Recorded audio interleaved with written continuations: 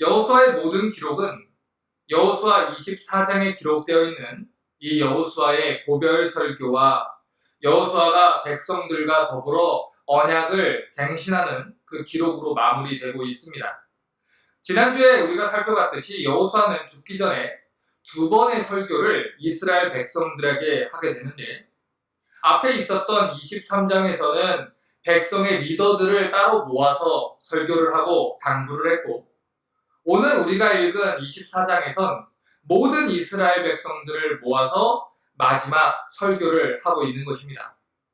여호수아 24장 1절을 다시 한번 보겠습니다. 여호수아가 이스라엘 모든 지파를 세겜에 모으고 이스라엘 장로들과 그 두령들과 재판장들과 유사들을 부르매 그들이 하나님 앞에 보인지라. 자, 이스라엘의 리더들을 비롯한 모든 지파의 사람들이 지금 어디에 모였습니까?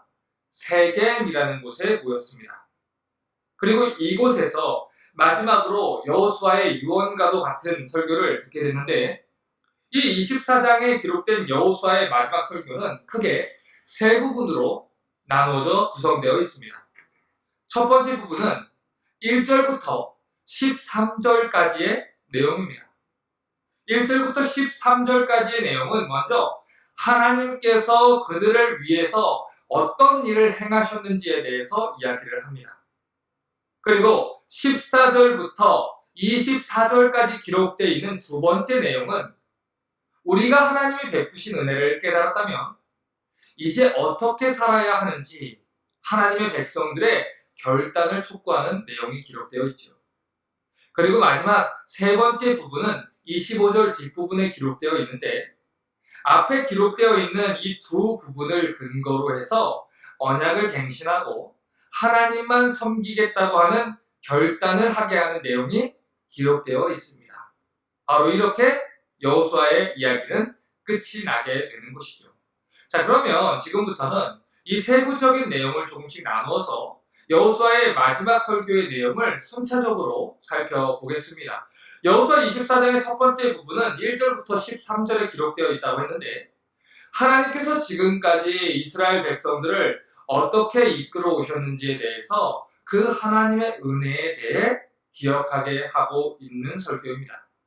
그래서 여호수아 24장 1절부터 13절까지의 말씀을 읽어보면 13절밖에 되지 않는 이 짧은 구절 속에 하나님께서 내가 또는 나는 이라고 자기를 지칭하신 1인칭 주격 표현이 무려 14번이나 기록되어 있는 것을 볼 수가 있습니다.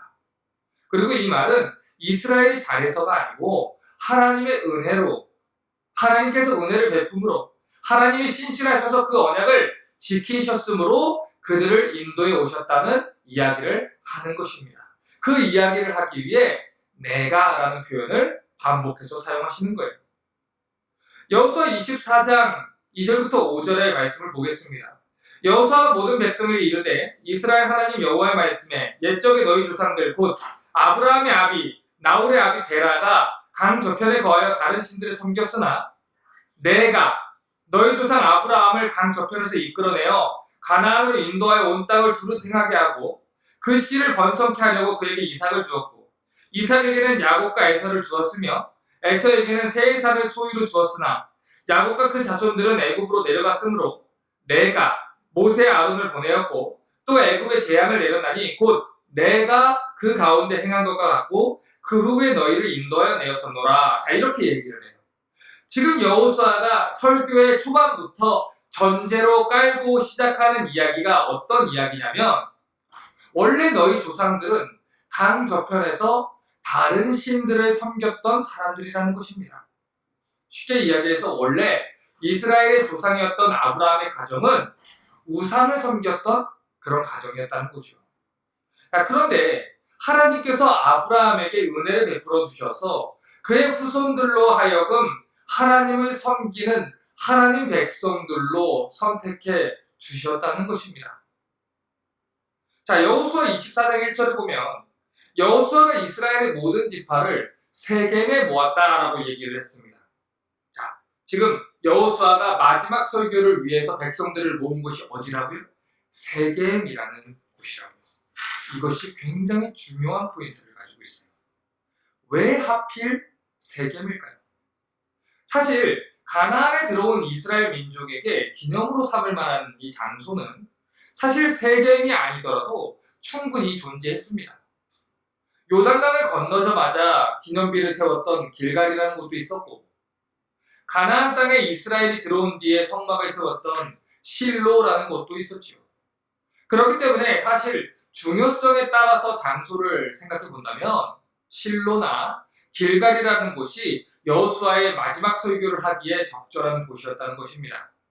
그런데 오늘 여호수아는 세겜이라는 곳을 자기의 마지막 설교 장소로 선택했다는 것이죠.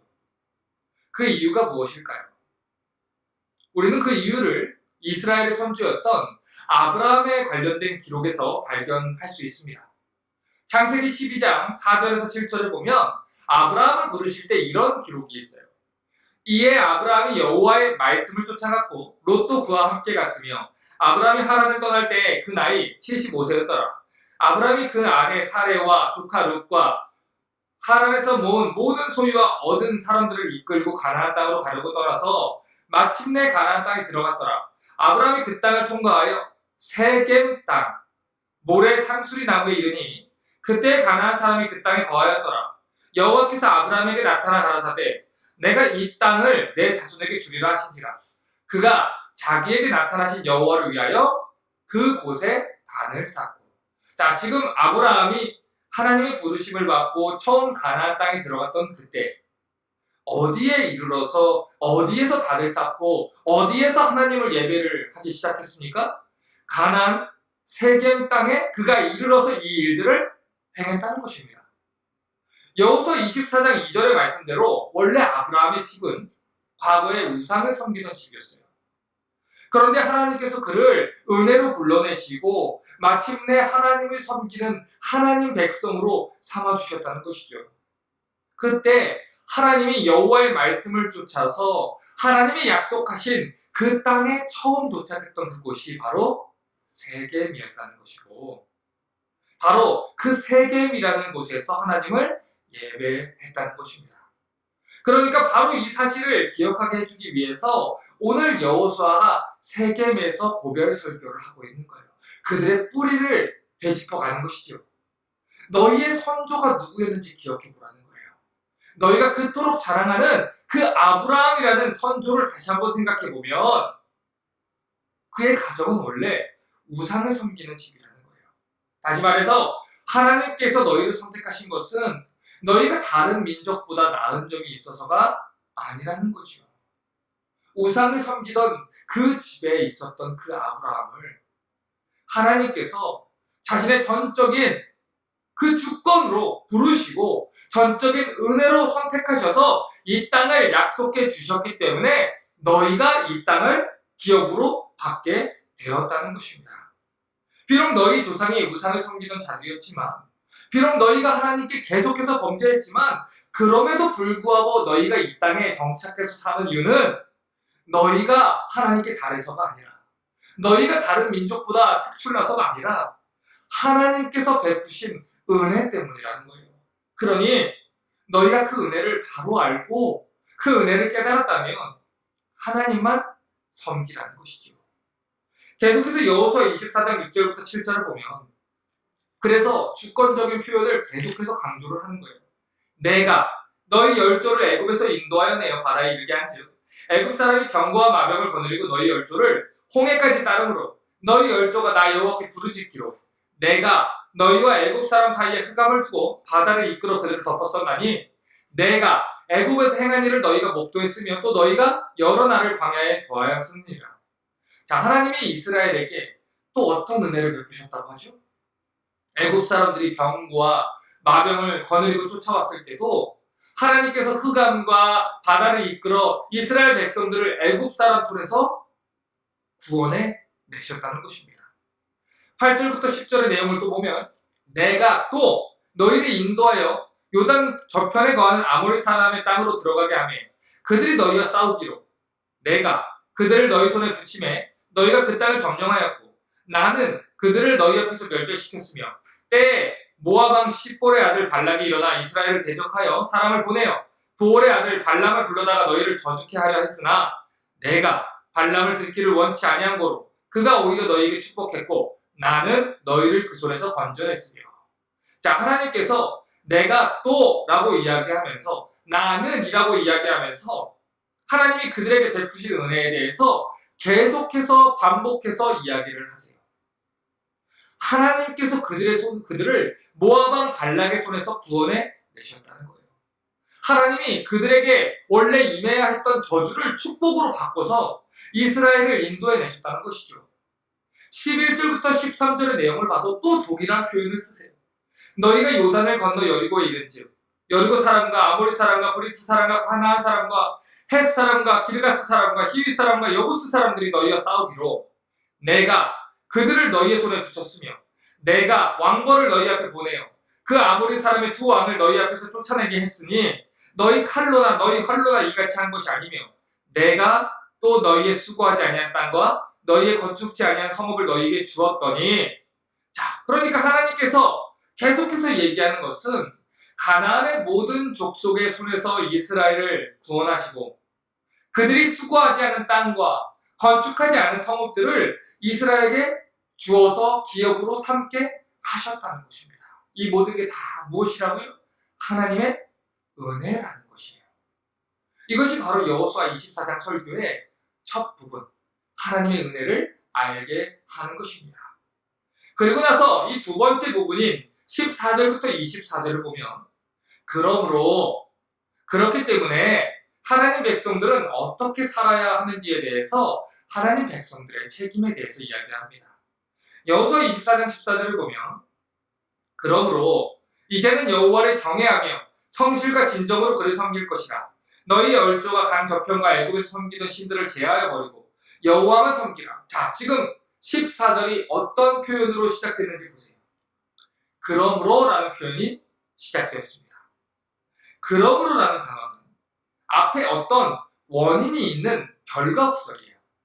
쉽게 설명드리면 앞에서 어떤 일이 있었으므로, 앞에서 어떤 일을 이야기했으므로, 그러므로 이렇게 원인에 따르는 결과 구절을 이끄는 단어라는 것입니다. 우리가 신약의 서신들을 봐도 그리고 사도들의 설교를 봐도 이와 비슷한 구조들을 발견할 수가 있는데 예를 한 가지 들어보면 로마서 12장 1절에 아주 비슷한 예가 있어요. 그러므로 형제들아 내가 하나님의 모든 자비하심으로 너희를 권하노니 너희 몸을 하나님이 기뻐하시는 거룩한 산 제사로 드리라. 이는 너희의 드릴 영적 예배니라. 자, 지금 이 구절도 그러므로 라는 구절로 시작을 했어요. 자, 그러면 로마서 1장부터 11장까지 어떤 원인이 있는 구절이 그 설명이 있지 않겠습니까? 그 기록된 내용은 어떤 내용을 다루고 있겠어요? 우리가 다 죄인인데 구원받을 자격이 없는 죄인인데 하나님께서 당신의 하나뿐인 아들을 십자가에 못 박으시고 우리를 구원하셨다는 것입니다. 그러므로 그 하나님의 사랑을 깨달았다면, 그 하나님의 은혜를 깨달았다면 우리의 몸을 하나님이 기뻐하시는 산 제물로 드려야 된다는 거예요. 이것이 바로 성경이 이야기하는 하나님의 구원하심과 그 구원에 대한 성도의 올바른 반응이라는 것이죠.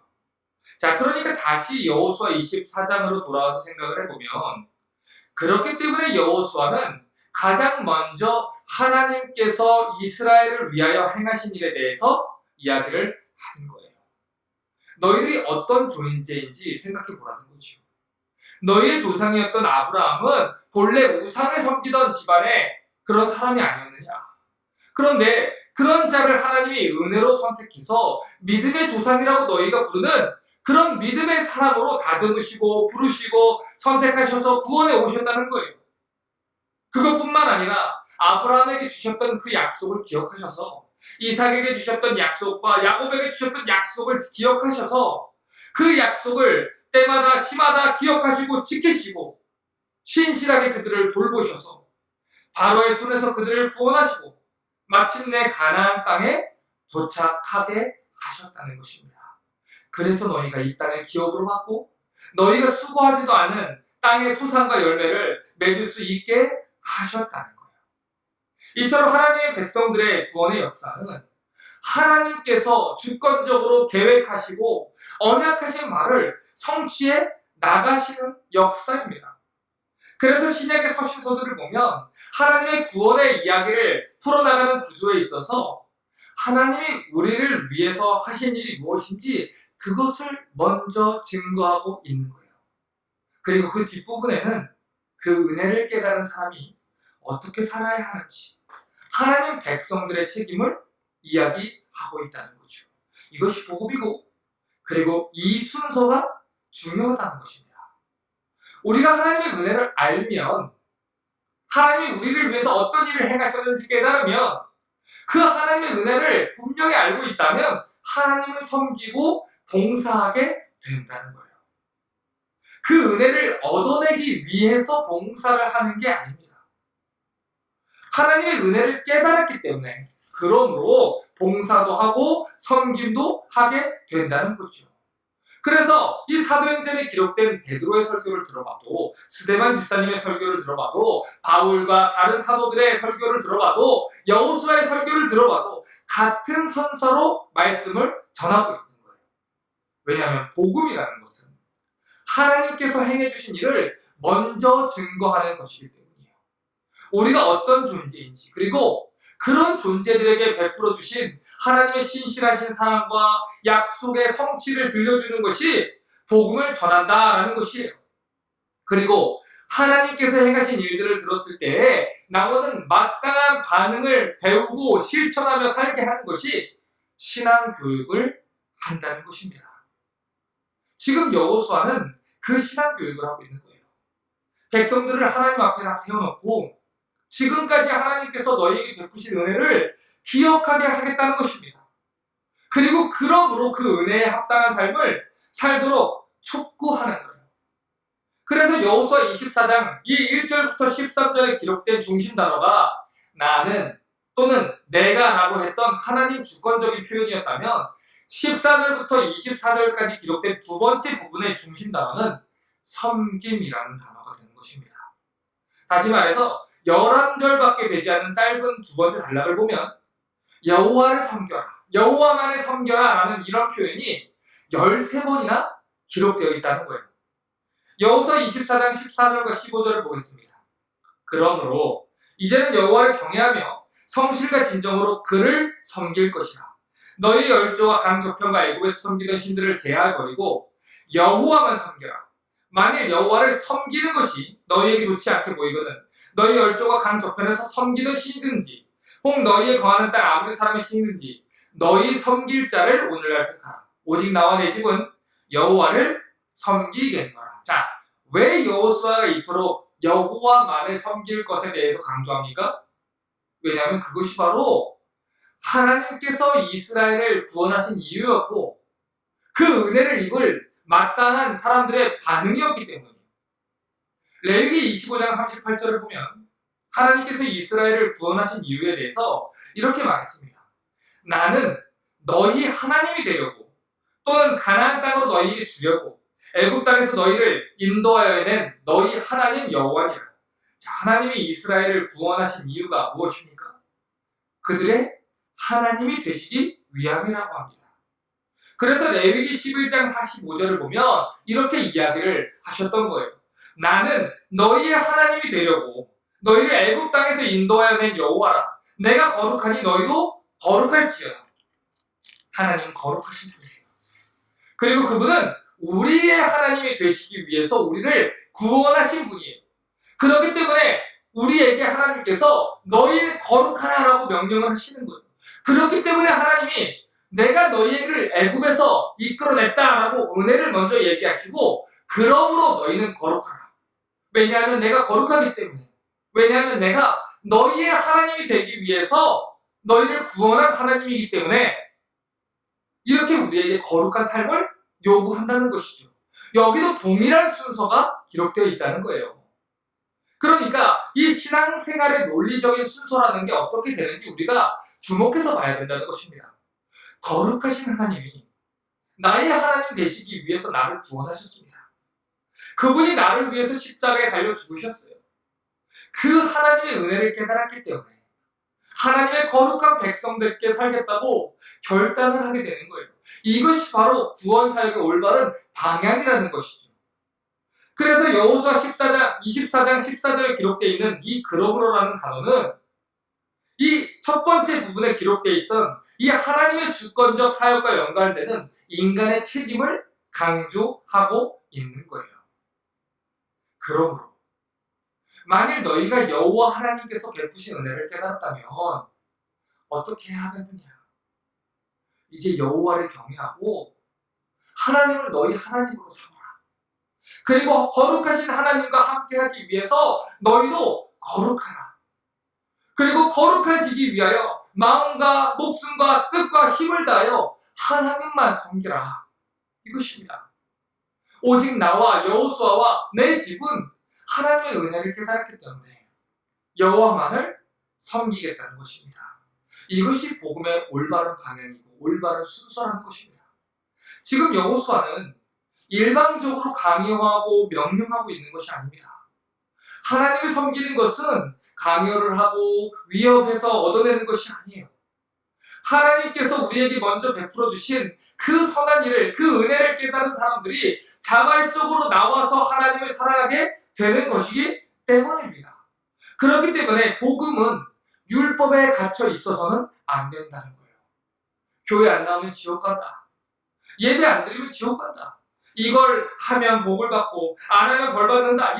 이런 식의 율법주의적인 사고에 갇혀서는 안 된다는 것이죠. 분명히 하나님께서는 우리에게 자유의지라는 걸 주셨어요. 그리고 성경은 우리에게 그 하나님의 사랑과 은혜를 깨달아서 스스로 우리의 자유를 하나님께 드려서 하나님만 섬기는 하나님 종 되기를 초청을 하고 있습니다. 하나님은 얼마든지 하나님 스스로 하나님이 되시는 분이세요. 우리가 그것을 인정하지 않고 하나님은 하나님이 되시는 분이십니다. 그런데 하나님이 나는 너희의 하나님이 되려고 너희를 구원했고 은혜를 베풀었다는 것은 너희에게 준 그 자유로 너희 스스로 나를 사랑하고 나를 너희의 하나님으로 삼아달라고 하는 하나님의 구속사의 요청으로 우리가 이해를 해야 한다는 것이죠. 구원받은 사람들은 억지로 하나님의 종이 되는 게 아닙니다. 하나님께서 우리의 자유의지를 빼앗아서 억지로 위협을 해서 우리를 종으로 삼는 것이 아닙니다. 오히려 하나님께서 베푸신 그 은혜로 말미암아 주인이 베푸신 그 사랑 때문에 그리스도의 사랑이 나를 강권해서 우리 스스로 하나님 종이 돼서 하나님만 섬기겠다고 하는 것이 우리가 하나님을 섬기는 방향이 되어야 한다는 거예요. 그래서 출애굽기 21장 5절부터 6절의 말씀을 보면 종에 대한 법에 이러한 조항을 주셨던 거예요. 종이 진정으로 말하기를 내가 상전과 내 처자를 사랑하니 나가서 자유하지 않겠노라 하면 상전이 그를 데리고 재판장에게로 갈 것이요 또 그를 문이나 문설주 앞으로 데리고 가서 그것에다가 송곳으로 그 길을 뚫을 것이라. 그가 영영이 그 상전을 섬기리라. 자, 어느 날 상전이 이 안식년과 희년이 되어서 종에게 자유를 주었습니다. 그러면 이제 종은 자유롭게 나가면 돼요. 그런데 그 종이 안 나가는 거예요. 왜 안 나가냐고 물어봤더니 나는 내 주인과 같이 있고 싶다는 거예요. 주인과 함께 있는 것이 내 기쁨이고 내 삶의 목적이고 내 삶의 이유이기 때문에 나는 나가지 않겠다는 거예요. 그러면 그 자신의 자유를 스스로 주인을 위해서 사용해서 영원히 주인을 섬기는 종이 되도록 해주라는 것입니다. 복음이 이런 거라는 거예요. 우리의 주인이신 하나님께서 베푸신 은혜 때문에 하나님을 사랑해서 우리 자유의지로 하나님을 사랑하게 되는 것, 이것이 바로 신자의 마땅한 반응이라는 것입니다. 그리고 그 일을 위해서 하나님께서 우리를 평생 동안 설득해 오시는 과정을 가리켜서 구원의 서정이다 라고 이야기를 한다는 거예요. 레위기 25장 55절을 보면 이스라엘 자손은 나의 종들이 됨이라. 그들은 내가 애굽 땅에서 인도하여 낸 내 종이요 나는 너희의 하나님 여호와니라. 이렇게 얘기를 해요. 자, 이 구절을 자세히 보세요. 이스라엘 민족은 하나님을 섬기기 위해서 옛 주인이었던 바로에게로부터 자유를 얻은 민족입니다. 그러니까 하나님이 그들에게 자유를 주셨다는 것은 그냥 그냥 자유를 허락해서 이제 네 멋대로 살아라 풀어주신 것이 아니라 하나님이 그들의 하나님 되시기 위해서 하나님의 것으로 하나님의 사람들로 살게 하기 위해서 하나님의 것으로 다시 부르심을 주셨다는 거예요. 그래서 에베소서 2장 1절부터 7절을 보면 이 사실을 이렇게 얘기하는 겁니다. 그는 허물과 죄로 죽었던 너희를 살리셨도다. 그때의 너희는 그 가운데서 행하여 이 세상 풍조를 따르고 공중의 권세 잡은 자를 따랐으니 지금 불순종한 아들들 가운데서 역사하는 영이라. 전에는 우리 다 그 가운데서 육체의 욕심을 따라 지내며 육체와 마음에 원하는 것을 하여 다른 이들과 같이 본질상 진노의 자녀였더니 긍휼이 풍성하신 하나님이 우리를 사랑하신 그 큰 사랑을 인하여 허물로 죽은 우리를 그리스도와 함께 살리셨고 너희는 은혜로 구원을 받은 것이라. 또 함께 일으키사 그리스도 예수 안에서 함께 하늘에 앉히시니 이는 그리스도 예수 안에서 우리에게 자비하심으로써 그 은혜의 지극히 풍성함을 오는 여러 세대에 나타나려 하심이라. 자, 하나님이 왜 허물과 죄로 죽었던 우리를 살리셨다 합니까? 그 은혜의 지극히 풍성함을 모든 세대에게 나타나게 하기 위함이라는 거예요. 왜 하나님이 죄의 종이 되었던 우리를 살렸습니까? 이제는 의의 종으로, 하나님의 종으로 하나님만 섬기고 하나님만을 위해서 살라는 것입니다. 그래서 구속하셨다는 거예요. 그래서 로마서 6장 16절부터 19절을 보면 이렇게 이야기하고 있는 것입니다. 너희 자신을 종으로 내주어 누구에게 순종하든지 그 순종함을 받는 자의 종이 되는 줄 너희가 알지 못하느냐. 혹은 죄의 종으로 사망에 이르고 혹은 순종의 종으로 의에 이르느니라. 하나님께 감사하기로다. 너희가 본래 죄의 종이더니 너희에게 전하여 준 바 교훈의 본을 마음으로 순종하여 죄로부터 해방하여 의에게 종이 되었느니라. 너희 육신이 연약함으로 내가 사람의 예대로 말하노니 전에 너희가 너희 지체를 부정과 불법에 내주어 불법에 이른 것 같이 이제는 너희 지체를 의에게 종으로 내주어 거룩함에 이르라. 자, 원래 우리는 허물과 죄로 죽었던 자들입니다. 아담 이후로 타락한 본성을 가지고 죄의 종으로 죄의 욕망에 순종하며 살았던 사람들이에요. 그런데 그런 우리를 하나님이 구원하시고 우리의 죄값을 다 치르시고 죄로부터 해방시키셨다는 것이에요. 그런데 그 이유가 뭐냐면 나 이제 구원받았으니까 천국을 확보했으니까 이제 내 멋대로 살아야지. 나는 천국행 티켓을 확보했으니까 내 멋대로 살아야지. 내 삶의 주인은 나니까 이제 나는 내 멋대로 살아야지. 그것이 아니라 이제는 신분이 바뀐 거예요. 소속이 바뀌는 거예요. 이제는 의의 종으로 살라고. 죄의 법이 아닌 하나님의 법에 순종해서 살라고 우리를 구원하셨다는 거예요.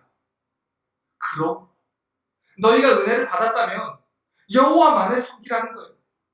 그러므로 이제는 우리에게 주신 그 자유의지를 가지고 기쁨으로 여호와만을 섬기라는 거예요. 이처럼 여호와를 섬기고 하나님 백성으로 산다는 것은 강요와 율법에 의해서가 아니라 하나님께서 먼저 베풀어 주신 선한 일을 깨달은 사람들이 자발적으로 우러나와서 사랑하라는 것입니다. 오늘 여호수아의 설교를 들어보십시오. 지금 여호수아가 이야기하는 것은 이런 말이에요. 나는 지금까지 하나님께서 우리에게 베풀어 주신 은혜에 대해서 다 증거했다는 것입니다. 그러니 이제는 여러분의 차례라는 거예요. 여러분은 어떻게 살리냐는 것이요. 결단하라는 것입니다. 그 여호수아의 말을 들은 이스라엘 백성들이 이렇게 대답을 해요. 여호수아 24장 16절부터 18절에 백성이 대답하여 이르되 우리가 결단코 여호와를 버리고 다른 신들을 섬기지 아니하오니 이는 우리 하나님 여호와께서 친히 우리와 우리 조상들을 인도하여 애굽 땅 종되었던 집에서 올라오게 하시고 우리 목전에서 그 큰 이적들을 행하시고 우리가 행한 모든 길과 우리가 지난 모든 백성들 중에서 우리를 보호하셨으며 여호와께서 또 모든 백성들과 이 땅에 거주하던 아모리 족속들을 우리 앞에서 쫓아내셨습니다. 그러므로 우리도 여호와를 섬기리니 그는 우리 하나님 시민이다 하리라. 자, 백성들이 결단하는 것처럼 보여요. 우리는 결단코 여호와를 버리지 않겠대요. 이는 왜냐하면 우리는 하나님께서 베풀어 주신 은혜를 알고 있다는 거예요. 그러므로 우리도 하나님을 섬기시니 그는 우리 하나님이라는 거예요. 자, 그런데 그렇게 멋지게 결단하고 있는 이스라엘 백성들에게 여호수아가 찬물을 끼얹는 것 같은 말을 해요. 19절을 보면 여호수아가 백성에게 이르되 너희가 여호와를 능히 섬기지 못할 것은 그는 거룩하신 하나님이시요 질투하시는 하나님이시니 너희의 잘못과 죄들을 사하지 아니하실 것임이라 라고 이야기합니다. 너희는 능히 여호와를 섬기지 못할 거라는 거예요. 왜 여호수아가 이런 말을 하는 걸까요? 지금 여호수아는 과거에 그들이 범죄했던 기억들을 다시 떠올리게 하는 거예요.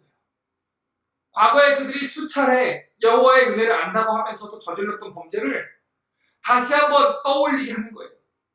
너희는 그때도 여호와만 섬긴다고 하지 않았냐? 그때도 여호와만 따르겠다고 하지 않았느냐?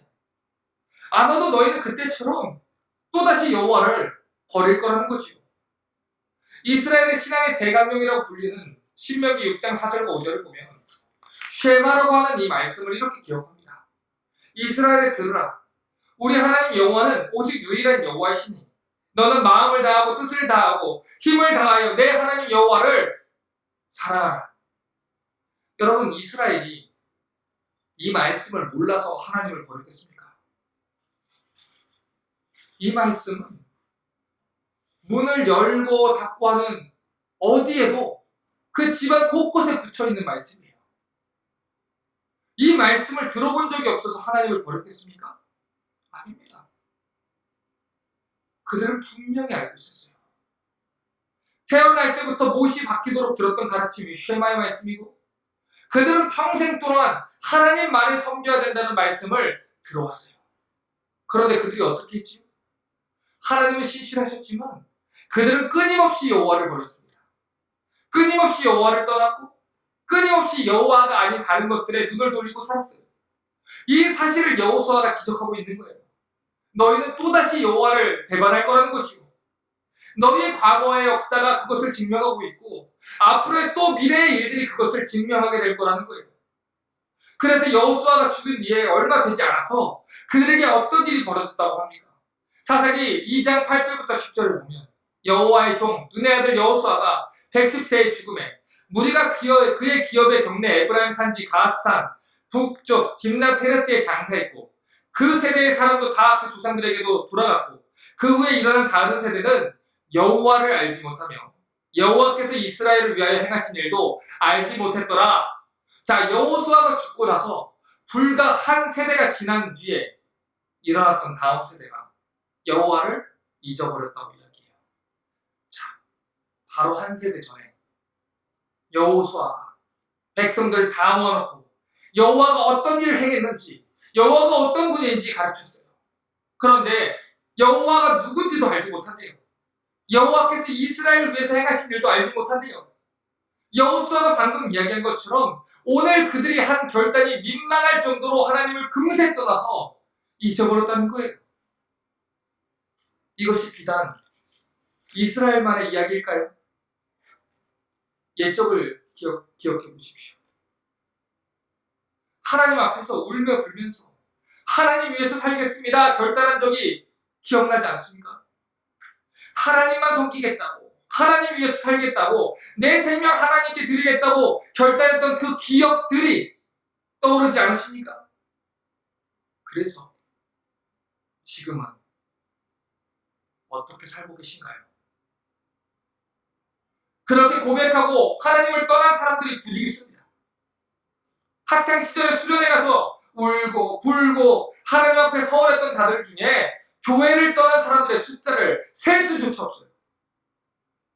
부흥회 때, 말씀 상영회 때 수많은 집회를 통해서 하나님 말씀대로 살겠다고 결단했던 사람들 중에 지금 자기 뜻대로 살고 있는 사람들이 얼마나 많은지 모릅니다. 하나님이 이것만 해주시면, 이것만 주시면, 이 사업만 제대로 되게 해주시면, 내 자녀 학교만 제대로 보내주시면, 이거 해주시면, 저렇게 해주시면 하나님 위해 살겠습니다. 심지어 주일에 이 1시간 예배 드리는 것조차 번거롭고 어려워서 예배조차 미루던 채 살아가는 사람들이 얼마나 많은지 모릅니다. 내 시간, 내 재물, 내 생명 하나님 것입니다 고백했던 사람들 중에 지금은 내 인생을 위해서, 내 삶을 위해서 하나님의 주인 되심은 완벽히 지우고 나만을 위해서 살고 있는 사람들이 얼마나 많이 있습니까? 사사시대만 그런 것이 아닙니다. 여호수아 때만 그런 것이 아닙니다. 지금 우리는 하나님이 어떤 분인지도 모르고 하나님이 우리를 위해서 어떤 일을 행하셨는지도 알지 못합니다. 게다가 많은 성도들이 과거 이스라엘이 행했던 것처럼 하나님처럼 보이는 바알을 섬기고 있습니다. 말로는 예수를 믿는다고 이야기하죠. 말로는 하나님을 섬긴다고 이야기하죠. 그런데 정작 그들이 믿고 있고 섬기고 있는 것을 가만히 들여다보면 내 풍요와 재물을 책임져주고 내 건강과 마음의 안정을 지켜줄 내가 만든 하나님을 섬기고 있을 뿐임을 발견하게 됩니다. 언제든 내 주머니에서 내가 원하는 때에 내 소원을 들어주게 하는 주머니 속의 하나님만을 섬기고 있는 것이고, 어쩌면 내가 하나님을 섬기는 게 아니고 하나님이 내 소원을 들어주고 내 욕망을 섬길 수 있도록 하나님이 나를 섬기는, 하나님과의 위치 선정을 달리한 가짜 복음을 믿고 있는 경우를 많이 보게 됩니다. 과거 이스라엘 백성들은 여호수아와 그 세대가 죽고 난 뒤에 여호와 하나님을 잊어버렸습니다. 여호와가 누구신지도 잊어버리게 됐고 여호와께서 그들을 위해서 어떤 일을 행하셨는지도 잊어버렸어요. 왜 그들이 모든 사실을 잊어버렸겠습니까? 첫째로 그들이 가나안의 족속들을 남겨뒀기 때문입니다. 우리가 이전에 살펴봤듯이 가나안에 정착한 이스라엘은 남겨두지 말라고 했던 가나안 민족들을 남겨뒀어요. 그래서 그들에게 영향을 받기 시작했죠. 그래서 그들과 함께 교제하고 그들의 신을 섬기고 성경에 기록된 하나님을 잊어버리기 시작했습니다. 그래서 결국엔 바알 신앙과 여호와 신앙을 섞어서 말로는 하나님을 섬긴다고 했지만 성경에서 떠난 새로운 하나님을 섬기고 있었고, 그러다 보니 여호와를 떠나게 됐다는 거예요.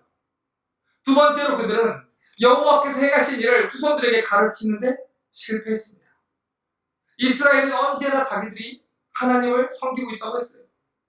하지만 하나님은 그들이 여호와를 섬기지 않았다고 이야기했죠. 그들이 섬겼다고 한 것은 자기들이 만들어낸 하나님이었고 자기들의 욕망에 신앙을 섞어낸 새로운 종교였을 뿐이에요. 도대체 왜 이런 일이 벌어졌을까요? 그 이유는 그들이 성경 그대로 여호와가 누구인지를 가르치지 않았기 때문이에요. 자, 여러분 생각해 보십시오. 신명기 7장의 말씀대로 그들이 분명히 하나님 말씀을 알고 순종했다면 가나안 족속들을 남겨두지 않았을 것입니다. 성경을 있는 그대로 가르쳤다면 하나님 외에 다른 신을 섬길 수 없었을 것이에요. 그것이 얼마나 치명적인 죄인지 성경이 말하고 있기 때문에 말씀을 바로 가르쳤다면 그들은 결코 바알을 섬길 수 없었을 것입니다. 하지만 바알을 섬기기 위해서 말씀을 바꿔 전한 거예요. 바알을 섬기게 하기 위해서 전하지 않고 넘어가는 일들이 반복됐던 거죠. 그런 가운데서 이스라엘의 후손들은 하나님이 어떤 분인지, 하나님이 그들을 위해서 어떤 일을 행하셨는지도 잊어버리게 되었다는 것입니다. 내 욕망을 이용하기 위해서, 내가 원하는 것을 하기 위해서 말씀도 바꿔서 해석하고 말씀도 스킵하면서 내가 원하는 대로 말씀을 주무르면서 그렇게 신앙을 지키려고 했으니 지킬 수가 없었다는 것입니다. 현재 미국 내에서도 한국 내에서도 교회들이 다음 세대 신앙쌤이라는 것을 참 많이 하죠. 말씀을 가르쳐주지 않으면 사사기 2장의 말씀대로 다음 세대는 다른 세대가 될 거다. 이 가르침은 너무나도 많이 퍼져서 우리 다 알고 있는 이야기일 겁니다. 그런데 근본적인 문제를 생각해 보자는 거예요. 그렇게 세미나는 했는데 정작 말씀을 가르쳐주지 않으면 무슨 소용이 있습니까? 다음 세대가 되지 않도록 하나님 말씀을 가르치시라라는 것이 캠페인에만 그치고 그러고 지나간다면, 정작 하나님 말씀을 들을 수 없다면 그것이 무슨 소용이 있겠습니까? 교회에 들어와서 세상에 교양 프로그램도 할 수 있는 철학과 가치와 그런 교양 프로그램 같은 그런 배움들을 배우고 간다면 도대체 신앙교육이 어떻게 진행될 수 있냐는 것입니다. 디모데전서 3장 15절을 보면 교회가 어떤 곳인지 대해서 이렇게 얘기했어요. 만일 내가 지체하면 너로 하나님의 집에서 어떻게 행해야 할 것을 알게 하려니 이 집은 살아계신 하나님의 교회예요. 진리의 기둥과 터입니다. 교회는 하나님의 교회입니다. 교회는 진리의 기둥과 터입니다. 그래서 교회는 진리이신 하나님께서 명하신 그 진리의 말씀을 가르치고 하나님이 어떤 일을 행하셨는지, 하나님이 무슨 말을 하셨는지 가감없이 가르치는 일을 해야 하는 것입니다. 그리고 우리의 다음 세대는, 우리의 자녀들은 교회에 와서 신나고 재밌고 즐거운 기억만 가지고 돌아가는 데서 머무는 것이 아니라 하나님의 말씀과 하나님이 행하신 일을 들어야 한다는 것입니다. 그렇게 될 때 그러므로 여호와를 섬길 수 있는 것입니다. 그래서 교회는 이 일을 위해서 부지런히 하나님 말씀을 가르쳐야 하는 것입니다. 그래서 성도들은 하나님 말씀을 가르쳐 달라는 그 열망으로 계속해서 교회를 개혁해 나가야 하는 것입니다. 하나님 말씀을 가르쳐 주십시오. 하나님 말씀을 들어야 합니다. 우리 교회는 하나님 말씀을 전할 수 있습니다. 그때 교회는 바로 설 수 있고 우리의 다음 세대는 다른 세대가 되지 않는 것입니다. 이제 여호수아의 모든 설교를 마무리하려고 합니다. 결국 여호수아의 말씀은 우리에게 무엇을 이야기합니까? 하나님만을 섬기라는 것입니다. 그리고 하나님만을 섬기기 위해서 우리 안에 남아있는 이 가나안 민족과도 같은 죄의 소욕을 직면하고 하나님의 은혜를 깨달아 알 수 있도록 주야로 하나님 말씀을 묵상해야 한다는 것입니다. 여호수아 1장 8절에 이렇게 얘기했었습니다. 이 율법책을 내 입에서 떠나지 말게 하여 주야로 그것을 묵상하여 그 가운데 기록한 대로 다 지켜 행하라. 그리하면 내 길이 평탄하게 될 것이며 내가 경통하리라. 우리가 하나님만 섬길 수 있는 방법이 여기 있다는 거예요.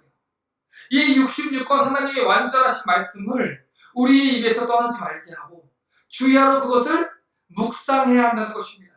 그리고 그 말씀이 어떤 말씀이든 그 말씀을 따르기 위해서 내가 희생하고 헌신해야 되는 것이 무엇이든 말씀에 기록된 대로 주님 말씀하신 대로 치열하게 싸워나가며 우리 안에 있는 옛사람의 욕망들을 정복해 나가야 된다는 것입니다. 그럴 때에야 우리가 하나님을 잊지 않게 될 것이고 하나님을 마침내 우리 하나님으로 삼아 하나님만을 바로 섬기게 될 거라는 것입니다. 시편 1편 1절부터 3절은 어떤 사람이 복 있는 사람인지에 대해서 이렇게 얘기를 합니다. 복 있는 사람은 악인들의 꾀를 따르지 아니하며 죄인들의 길에 서지 아니하며 오만한 자들의 자리에 앉지 아니하고 오직 여호와의 율법을 즐거워하여 그의 율법을 주야로 묵상하는도다. 그는 시냇가에 심은 나무가 철을 따라 열매를 맺으며 그 잎사귀가 마르지 아니한 같으니 그가 하는 모든 일이 다 형통하리로다. 여러분, 복 있는 사람이 되기 원합니까? 정말 형통한 자가 되기 원합니까? 오늘 어떤 사람이 복 있는 사람이라고 하는지 보십시오. 우리가 눈앞에 보기에 세상 사람들이 잘 되고 잘 먹고 잘 살고 부자가 되고 성공을 하고 그것이 복 있는 사람이 아닙니다.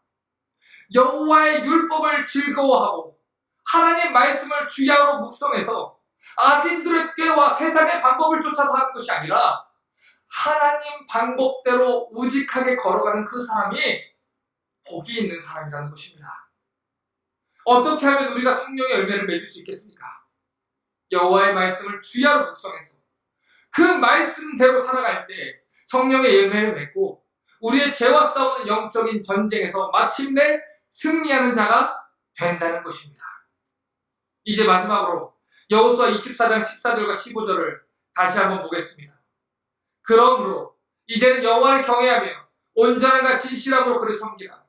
너희의 조상들이 각 저쪽과 애굽의 신들을 치워버리고 여호와만 섬기라.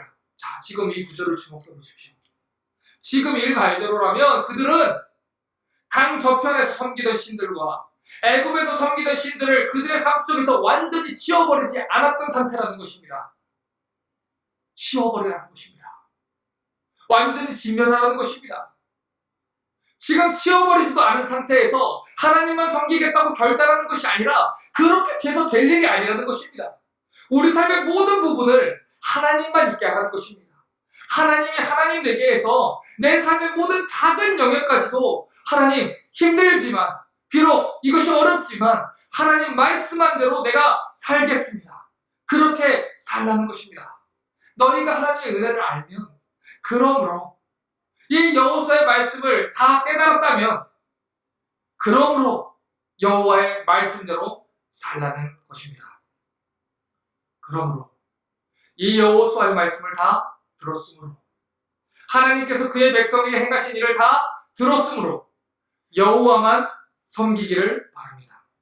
우리 안에 있는 이 남겨둔 죄의 욕망들을 직면하고 영적인 싸움을 해나가면서 여호와의 말씀을 주야로 묵상해서 그 가운데 기록한 대로 지켜 행하는 우리 모든 리스타트 처치의 성도들 되시기를 주님의 이름으로 축원합니다.